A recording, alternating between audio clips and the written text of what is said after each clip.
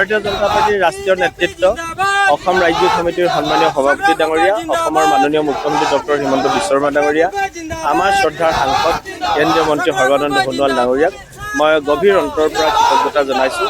আৰু খোৱাং সমষ্টিবাসী ৰাইজলৈ মই মোৰ তেখেতলোকৰ শ্ৰীচৰণত সেৱা নিবেদন কৰিছোঁ। আজি তেখেতলোকৰ আশীৰ্বাদৰ বাবেই আজি তৃতীয়টো কাৰ্যকালৰ বাবে মই বিজেপি দলৰ পৰা নিৰ্বাচন খেলিবৰ বাবে টিকট লাভ কৰিছোঁ। গতিকে এই শুভ মুহূৰ্তত সকলোৱে মই আশীৰ্বাদ বিচাৰিছোঁ।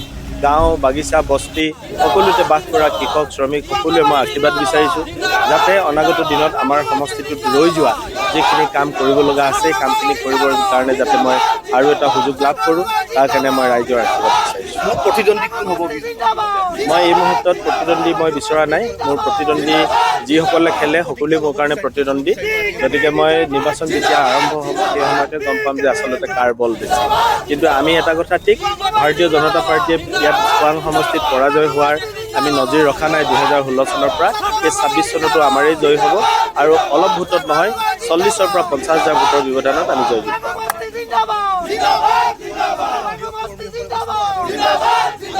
প্ৰতিক্ৰিয়া ল'ব বিচাৰিম, কি ক'ব বিচাৰিম?